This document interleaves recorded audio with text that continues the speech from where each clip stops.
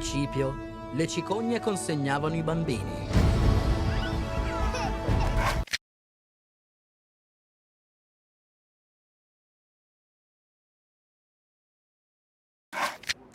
Yeah, actually the original idea came from Nick and came from difficulties he and his wife had conceiving their second child. And he wanted to write a story about not taking that for granted, you know, when suddenly it's really difficult to have a kid.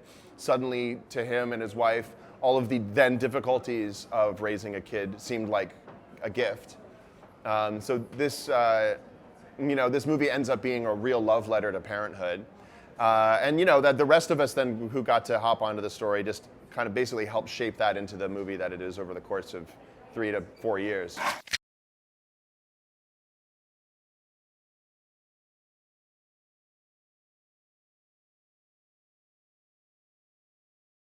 Oh, totally. Yeah, I'm a father of 2, and you know, I'm constantly, my kids now are 10 and 6.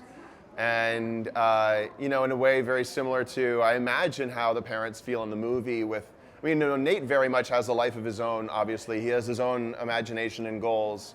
And, you know, thankfully, I'm constantly surprised by my own kids at the life that they have and the life they give me. I mean, and I think all of the leads on the film have kids.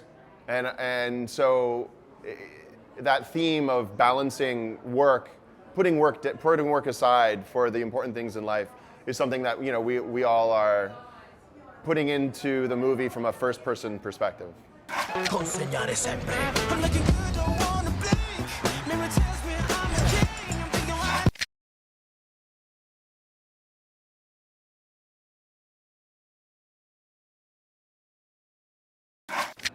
Some of that, I mean, you know, a lot of that comes out of Nick's approach to writing. He needs actors and improv actors to help with the material.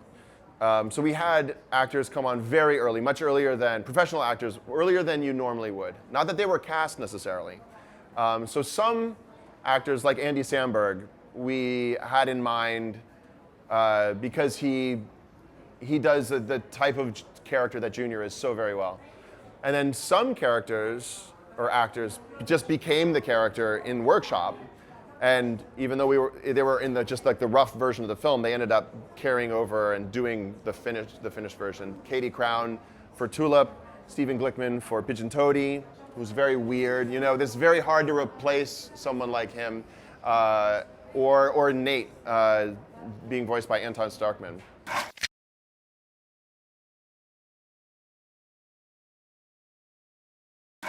I watched enough to know that Federico and Alicia and Vincenzo and the rest of the cast were very funny. You know, I was actually really impressed. Great dynamic range. I mean, they obviously, I think it's wonderful that basically they can interpret the film and give it an Italian voice for an Italian audience. Orfana Tulip. Tulip è sufficiente, orfana mi addolora.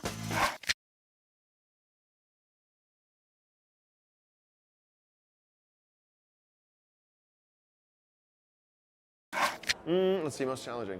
The most, I don't know. My favorite, because he cracks me up the most, is Pigeon Toady. There are scenes, that scene in the sauna-vator, we call it sauna-vator, the sauna, that's an elevator.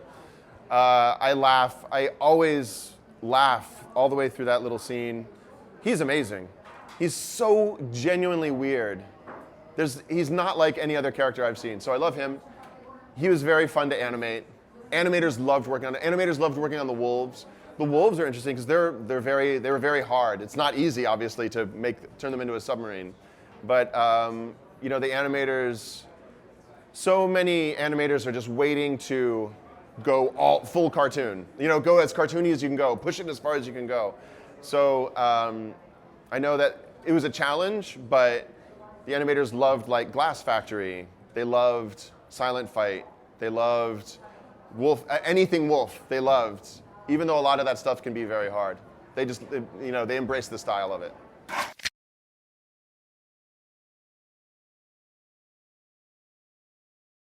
I think it's hard to tell because they know that their dad worked on the movie. but I think they genuinely love it. I mean, they've seen it now. They've seen it probably 4 or 5 times. And but they haven't seen it on video. They haven't seen it on TV, but they still quote full scenes from the movie. They've completely memorized the movie. So I don't think you can fake that. Non preoccuparti, tesoro, andrà tutto bene.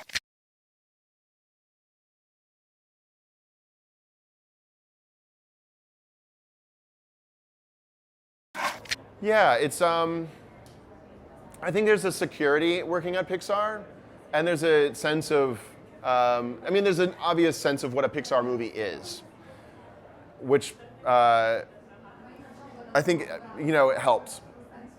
Outside, especially at a brand new division like Warner Animation is essentially new. Part of what's I don't know, maybe difficult about it is also exciting, which is it's like, well, what is a WAG movie? There's Lego, but we know we're not that much like Lego. We have our own tone too, and so honestly, it's what's kind of scary about it is also the great opportunity. It's like, well, let's see what this. We're going to make a brand new kind of a movie. What's that movie going to be?